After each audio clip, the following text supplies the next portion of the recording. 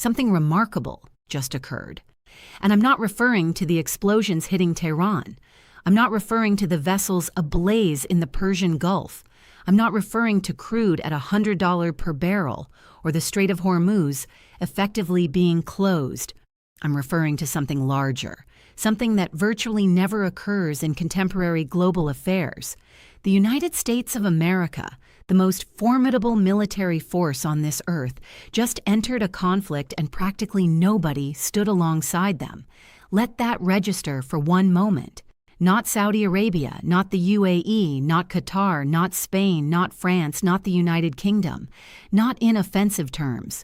Regardless, all of these nations, long-standing allies of Washington, some with generations of security arrangements, some with American installations on their land, all communicated some variation of the same two words: leave us out.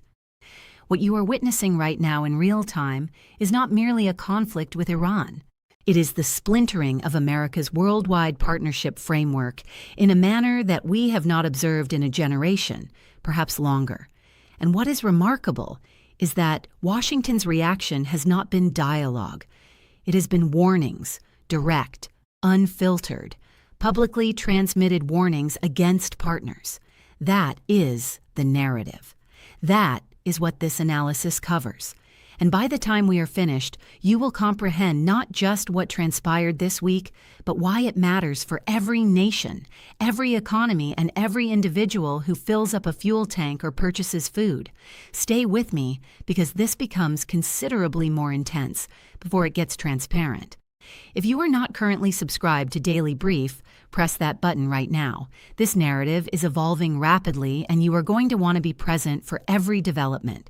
Let's go back not years, not decades, just a couple of weeks to February 28th, 2026. That is the day United States and Israeli military launched what the White House termed Operation Epic Fury, a sequence of synchronized attacks on Iran, including its capital, Tehran, focusing on ballistic missile systems, maritime capabilities, affiliated networks, and nuclear-related facilities. The supreme leader, Ayatollah Ali Khamenei, was reported lost in those initial attacks. That instant, that is where this originated. And here is the aspect the conventional reporting keeps overlooking. Before those operations were initiated, Washington did not coordinate with its partners in the Gulf, did not contact Riyadh, did not inform Abu Dhabi, did not confer with Doha. The United States and Israel proceeded independently, and the Gulf nations, the countries that reside adjacent to this conflict, the countries whose metropolitan areas would instantly encounter retaliation, whose airspace would be disputed, whose petroleum facilities would be struck, discovered the situation the same way the rest of humanity did through broadcasts. So when Iran's projectiles and unmanned aircraft started impacting Saudi Arabia, impacting the UAE, impacting Bahrain, actual attacks on Gulf facilities, including the Sheba petroleum field, one of Saudi Arabia's most essential revenue properties, and Bahrain's Bapco petroleum processing facility, which announced force majeure. These nations were not merely being invited to enter a conflict, they were already suffering consequences for a conflict they never consented to engage in. And Washington's reaction to this warnings, that is the context. Now let's examine it thoroughly. Statement number 1. Senator Lindsey Graham appeared on national broadcast and provided what constitutes the most remarkable demonstration of partnership mishandling we have witnessed in generations. On the evening of March 10, 2026, Graham appeared on Fox News alongside presenter Sean Hannity and spent the greater portion of an hour cautioning every significant American partner in the area and in Europe, either directly by clear suggestion, Saudi Arabia, the UAE, Qatar, Spain, France, the United Kingdom in one broadcast segment. Let's be exact about what he stated because the precise language matters on Spain to our associates in Spain. Friend, you have gone astray. I don't wish to conduct commerce with you anymore. I want our military bases, our military installations removed from Spain into a nation that will permit us to utilize them on Saudi Arabia. Our diplomatic building was struck in Riyadh. Do you not have a responsibility to enter the battle with us? You have not yet done so. So if you do not consider the American diplomatic compound being struck in Riyadh would activate collective mutual protection, perhaps we shouldn't pursue an agreement with you on the UAE, which had declared at the United Nations that it would not engage in offensive activities. You announced today openly at the UN. Your nation would not be utilized to participate in the battle against the Ayatollahs on the Gulf generally. To our Arab associates, I've attempted to assist you build a new Middle East. You need to increase your participation here. I can't return to South Carolina and explain we're battling, and you won't openly battle. And then, this is where it becomes truly extraordinary. Graham declared on live broadcast, "God bless Israel, we should relocate all our assets to Israel. I'm alongside Israel. I will stand with Israel to my final breath." Pause there. A serving United States senator openly suggesting pulling American installations out of Spain, a NATO partner, suggesting revoking security arrangements with Saudi Arabia, insisting that independent nations deploy their people into a conflict they were never consulted regarding, and concluding with a statement of unconditional personal devotion to another nation in one statement on live broadcast. Now here is where this becomes even more notable. As documented by the Jerusalem Post and the Wall Street Journal, Graham was not merely a broadcast analyst on this conflict. According to Graham personally, he conducted multiple visits to Israel before the operations. Conferring with Mossad intelligence personnel and Prime Minister Netanyahu, he informed the Wall Street Journal, "They'll share with me information our own government won't share with me." He acknowledged he advised Netanyahu on how to present the argument to Trump to greenlight the operations. Netanyahu subsequently showed Trump intelligence that Graham indicates persuaded the president to move forward. So we have a serving senator who helped construct the political circumstances for this conflict, who is currently on cable broadcast cautioning partners who won't participate while concurrently proposing mutual security arrangements to other nations. A presidential function from a broadcast studio sofa. The response arrived swiftly and not exclusively from Democrats. Republican Representative Nancy Mace of South Carolina, Graham's own state, declared publicly, "No military personnel deployed. If Senator Graham wishes to go participate in an overseas conflict, let him be the first to enlist." She mentioned that she had communicated with the administration numerous times and that nothing had shifted regarding deployed forces. Meghan McCain, daughter of the late Senator John McCain and a conservative analyst, posted on X, "I am urging anyone who will pay attention in the Trump administration to cease deploying this individual as a representative. He is alarming citizens and causing harm to whatever narrative you're attempting to present to the American population about the Iran conflict." Former Fox News presenter Megyn Kelly inquired directly, "When did Lindsey Graham assume the presidency?" She observed that in a single 24-hour span, Graham had delivered direct cautions to Lebanon, Cuba, Saudi Arabia, the broader Arab community, and Spain. Conservative commentator Matt Walsh stated, "Where does he believe he obtains the authority to independently propose permanent security arrangements to other nations? Who precisely elevated this individual to ruler of the globe?" When your own philosophical alliance is raising those inquiries in public, you have a communication challenge that extends beyond appearances. Understood.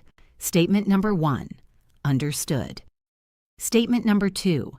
The Gulf nations are not merely declining, they are purposefully obstructing Washington's military goals, and they are communicating so openly on the record at the United Nations and through prominent commercial figures who hold considerable influence in regional affairs. As verified to Middle East Eye by a U.S. representative, Saudi Arabia has denied American access to its installations for offensive activities, not speculation. A U.S. representative verification. Riyadh permits protective postures, nothing aggressive. That's it. Iran's Foreign Minister Araghchi declared openly that Saudi representatives were completely dedicated to not permitting their land, waters, or airspace to be utilized against Iran. Let that register. Iran's foreign minister openly validating what Saudi Arabia had committed to Iran, not to Washington. The UAE's declaration at the UN that it would not participate in aggressive activities was followed by the Saudi Foreign Ministry releasing a declaration stating the kingdom confirms that it maintains its complete authority to undertake all required actions to protect its security, sovereignty, and the welfare of its citizens and inhabitants. Observe what that states. It does not state, and consequently, we stand alongside our American allies. It states we will defend ourselves independently as we determine appropriate. Now, here is where you need to observe carefully. An Emirati billionaire named Khalaf Ahmed Al Habtoor, one of the most prominent business figures in the UAE, a nation that encompasses both Abu Dhabi and Dubai, issued a public declaration responding specifically to Graham's comments. This is not a marginal voice. This is an individual with extensive connections to UAE governance and commercial networks, and what he composed reveals everything you need to comprehend about why the Gulf is abstaining from this conflict. Al Habtoor stated that the Gulf nations understand precisely why they are under assault.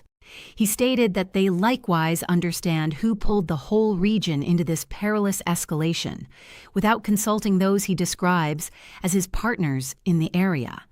He characterized the American decision-making as rushed, and stated the conflict was forced upon us as a consequence of disputes between powers competing for dominance in this area.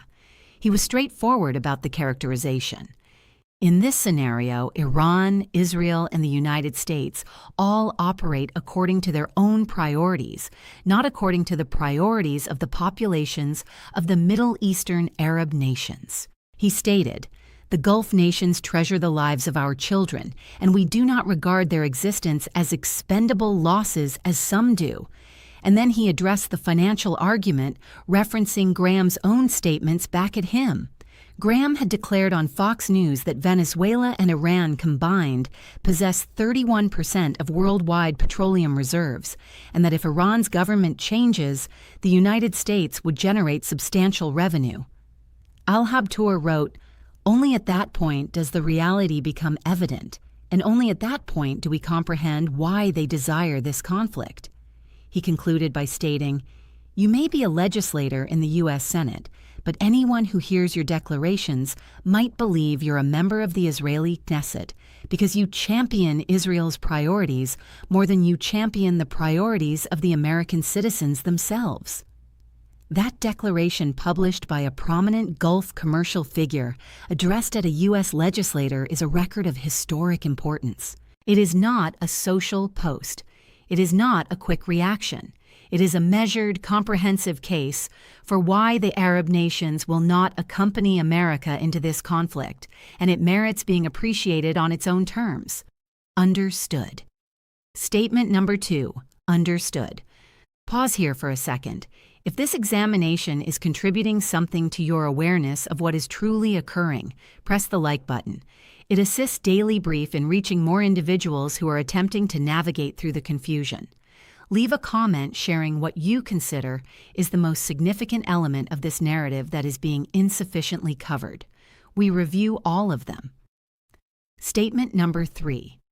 This is the aspect that nobody is linking properly, and it is the aspect that, if you trace its ramifications, transforms the strategic landscape fundamentally.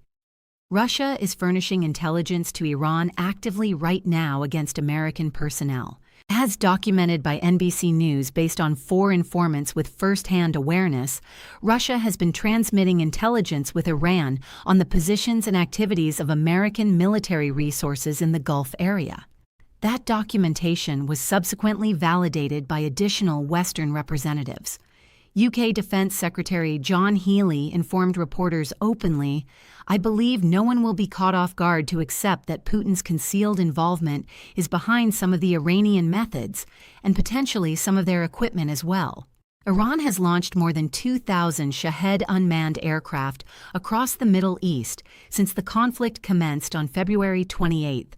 As documented by CNN, Russia has been assisting Iran, particularly with drone methods developed and perfected through Russia's deployment of those identical drone models against Ukraine. The knowledge that was accumulated in years of unmanned aerial combat over Kiev and Kharkiv is now being applied in the Persian Gulf against American resources. Ukrainian President Zelensky, who's been proposing Ukrainian drone countermeasure knowledge to American personnel, declared openly that Russia was assisting Iran not merely with unmanned aerial systems, but additionally with projectiles and aerial defense systems. Consider that interaction for one moment. Ukraine is supporting the United States against Iranian unmanned aircraft. Russia is supporting Iran in launching them. This is an indirect confrontation unfolding within a broader conflict, and Washington seems to be only partially conscious of the magnitude of it. Here is what makes it extraordinary. When Trump was questioned directly on March 13th in a Fox News radio conversation with Brian Kilmeade whether Putin was assisting Iran, Trump responded, "I believe he might be supporting them somewhat." Yeah, I suppose. And he presumably thinks we're supporting Ukraine, correct? That is, the commander-in-chief of the United States characterizing validated intelligence that a rival is assisting in targeting his own personnel as a reasonable proportional exchange. They engage in it, and we engage in it to be equitable. And then on the identical day this account was unfolding, the White House commenced discussing removing restrictions on Russian petroleum. Treasury Secretary Scott Bessent stated on Fox Business, "We may unrestrict additional Russian petroleum." Let me outline this progression clearly. Russia supplies intelligence to Iran utilized to target American personnel. Petroleum prices surge because of the resulting conflict and Strait of Hormuz blockade. Russia's petroleum earnings increase because of those elevated prices. Russia's price reduction on crude diminishes as Asian purchasers compete for availability. Washington contemplates removing Russian petroleum restrictions to decrease prices, which would additionally enrich Moscow. And throughout this, Trump characterizes Putin as someone who desires to be cooperative. As European Council President Antonio Costa declared openly, "To this point there is only one beneficiary in this conflict, Russia. It acquires new funding to finance its campaign against Ukraine. As energy costs climb, it gains from the redirection of military resources." Russia's ambassador to the UK, Andrei Keelin, informed CNBC, "We continue attempting to comprehend what are the objectives of President Trump in this operation. You understand that numerous uncertainties have been voiced about the conclusion plan that the American administration can possess in this venture." That is Russia's ambassador, courteously posing the inquiry that every partnered government is posing confidentially. What is the strategy? When does this conclude? What does success resemble? There is no definitive response emerging from Washington. Understood. Statement number 3, understood. Now let's ground this practically. Let's discuss what this signifies for the worldwide economy and for ordinary individuals, because that is where international relations either becomes tangible or remains theoretical. The Strait of Hormuz is not an abstraction. It is a confined body of water approximately 21 miles across at its tightest section between Iran and Oman. On a typical day, approximately 20% of the planet's petroleum transits through it.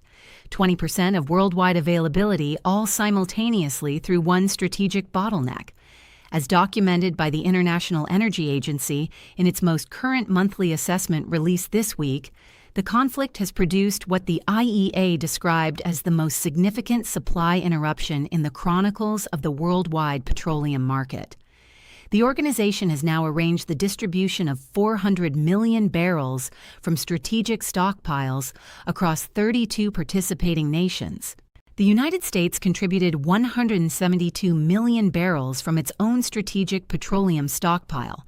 Specialists informed CNBC this addresses only a portion of typical Hormuz's throughput. As documented by Euronews, Brent crude momentarily climbed to roughly $120 per barrel earlier in the confrontation, before retreating toward $100 after Trump indicated the conflict might conclude rapidly. Those assertions did not materialize. As of this week, Brent is valued just above $100 per barrel, up considerably from approximately $60 in mid-February before the conflict started. West Texas Intermediate, the American Standard, was valued just below $90. Iran's IRGC has been explicit about its approach. Representative Ibrahim Zolfaghari of Iran's military leadership informed state broadcasting, "Prepare for petroleum to reach $200 per barrel because the petroleum cost relies on regional stability, which you have undermined." According to Reuters documentation validated across numerous sources, that warning is not entirely symbolic. The IRGC declared that any ship connected to the United States, Israel, or their partners attempting Strait passage would be deemed an authorized objective. Maritime activity has slowed to a virtual standstill. As documented by Al Jazeera, at minimum 5 vessels have been harmed, 2 sailors perished, and roughly 150 ships are immobilized around the strait. As documented by Time magazine, the downstream consequences reach well past petroleum. Urea costs, the most commonly utilized nitrogen crop nutrient, have climbed 35% since February 28th. Approximately 1/3 of the globe's urea moves through the Strait of Hormuz. Gulf nations generate nearly 49% of worldwide urea shipments and 30% of worldwide ammonia shipments. According to evaluation by American Farm Bureau analysts, if vessels cannot deliver fertilizer to consumers, agricultural producers may apply less of it, diminishing harvest output and raising food expenses. That is not a projection. That is already commencing. Around 8% of the planet's aluminum is manufactured in the Persian Gulf, owing to the area's energy abundance. Aluminum processing facilities in Qatar and Bahrain have suspended deliveries. Aluminum costs are at their peak in nearly 4 years. That immediately influences the expense of automobiles, aerospace manufacturing, and consumer technology. Helium, a secondary product of natural gas refinement, essential for semiconductor production and medical scanning, is at danger of availability disruption. When semiconductor availability is interrupted, the expense of smartphones, portable computers, and military electronics increases. As documented by CNBC, the nationwide mean cost for standard fuel in the United States registers at $3.57 per gallon as of midweek. Forecasters anticipate that could surpass $5 if the closure continues. That is not a financial district concept. That is every daily commute, every supermarket visit, every utility payment. And here is the reality that the White House has now essentially recognized. There is no fiscal policy remedy for this. As CNBC documented from a senior administration representative who communicated on condition of anonymity, we anticipate these costs to decrease substantially once the conflict is resolved. The sole route to reduced energy costs is concluding the confrontation or reopening the strait by military means. Everything else is postponement. The administration can distribute reserves, suspend restrictions, communicate with partners. But until the strait is accessible, the market does not accept, the situation is remedied. This is a challenge Trump cannot talk his way through. The tariff approach does not function here. The sanctions influence does not function here. This is a military challenge with a military resolution at an expense that nobody has explicitly communicated to the American citizenry. Now let's examine the complete strategic landscape, every participant, every motivation, every assessment. What does Iran seek from all of this? Iran is not attempting to prevail in a military clash with the united strength of the United States and Israel. That is not the approach. What Iran is accomplishing is making the conflict too costly to sustain. Every day the strait remains blocked. The worldwide economy suffers. Every day petroleum remains elevated. The internal political expense to Trump increases. Every partner that opts out of the alliance is evidence that Washington is progressively isolated. Iran's approach is not to endure the strikes. It is to make the strikes politically untenable. Iran's new supreme leader, Mojtaba, offspring of the Ayatollah lost in the initial operations, declared in his first public address since being designated that the Strait of Hormuz must stay blocked as a mechanism to pressure the adversary and that all U.S. military installations in the Middle East should be vacated immediately, cautioning they would be struck. As documented by NBC News, petroleum costs moved significantly higher immediately after that address. What does Russia seek? We addressed this, but let's be explicit. Russia seeks elevated petroleum costs, continued Western preoccupation away from Ukraine, possible restrictions relief, and the deterioration of American partnership reliability. It is obtaining all four concurrently. European Council President Costa expressed it directly. Russia is the conflict's primary beneficiary. What does China seek? This is nuanced but significant. China brings in roughly 70% of its petroleum through the Strait of Hormuz, according to the U.S. Energy Information Administration. In the immediate term, the Hormuz blockade damages China financially. But in the intermediate period, China profits from increased Gulf state reliance on Beijing as a substitute for Washington for defense assurances. As documented by Kaplan, China will probably increase dependence on Russian crude as Gulf provisions are interrupted, further solidifying the Russia-China energy connection, and notably Trump declared publicly at a media briefing this week, "We're genuinely assisting China here. China obtains substantial energy from the Straits. It's my privilege to accomplish it."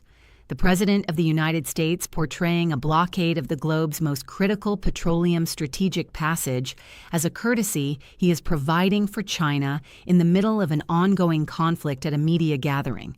Pause and absorb that. What does Israel seek? Israel commenced this operation alongside the United States and has been the most forceful operational participant.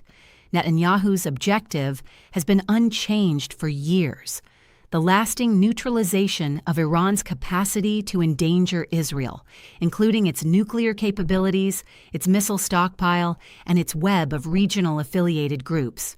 Those are extended objectives. Whether 2 weeks of aerial operations have accomplished them, or whether they demand sustained military engagements that will continue to reshape the area, is the fundamental, unresolved matter. What does Saudi Arabia seek?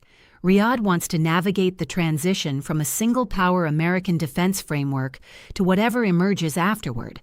The kingdom condemned Iranian operations on its land. Its Sheba petroleum field was struck.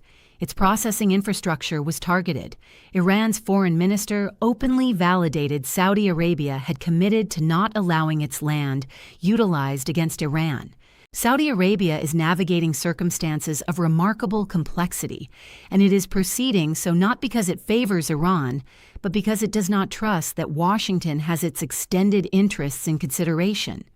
The $142 billion security arrangement completed with the United States last year, including F-35 procurement, depends on every Graham warning, and Riyadh recognizes that. Now, the two trajectories, I perceive them distinctly. I want to be transparent that the schedule on each is authentically uncertain. Trajectory 1. Iran determines its advantage has culminated. The military destruction is considerable. The new supreme leader, only recently designated, needs to show he can safeguard the government without overseeing its total collapse. France, China, and Russia, all of whom have communicated about ceasefire parameters per Iranian Deputy Foreign Minister Gharibabadi, speaking on state broadcast, arrange a structure. The United States agrees to terms that allow it to declare success on nuclear goals, while Iran preserves governmental continuity. The strait reopens. Petroleum drops to $70 or lower within weeks. Trump proclaims it the most significant diplomatic achievement since Reagan. The partnership divisions get covered over. The fundamental questions go unexamined. Condition needed.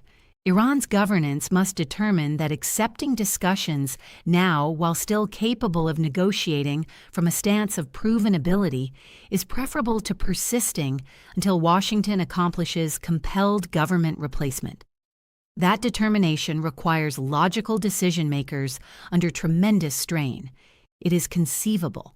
The negotiation pathways are functioning. Trajectory 2. The strait remains blocked through March and into April. Petroleum exceeds $120 once more and maintains there.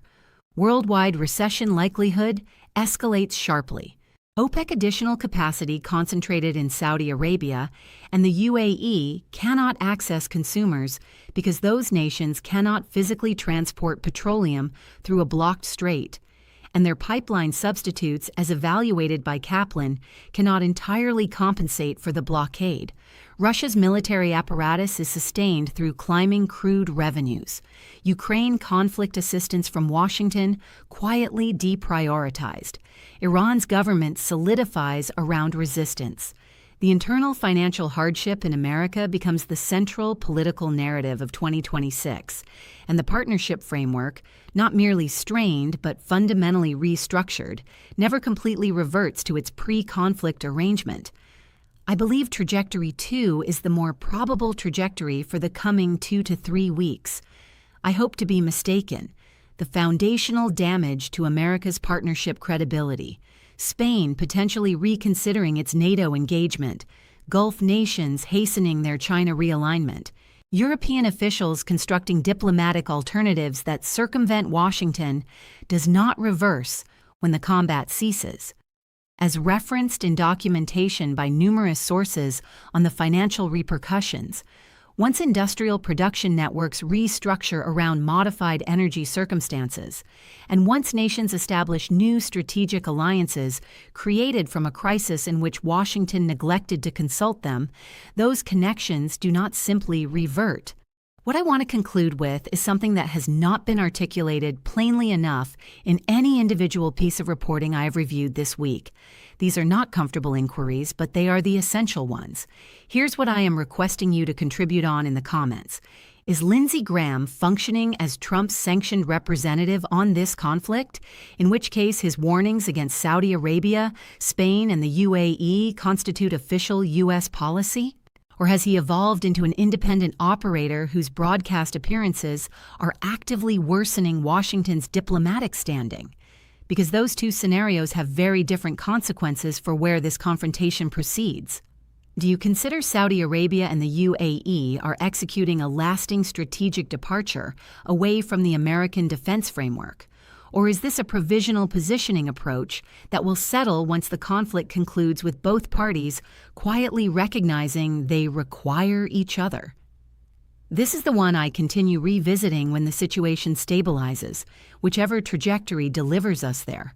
Which nation emerges from this era structurally more resilient? Because by the indicators apparent today, the response is not apparent, and it might not be the response Washington is presuming. Post your response in the comments. Forward this with somebody who requires the complete understanding. Appreciate it. If Daily Brief is providing you evaluation, you are not discovering elsewhere. We are not departing anywhere. This narrative is still developing in real time. Remain with us.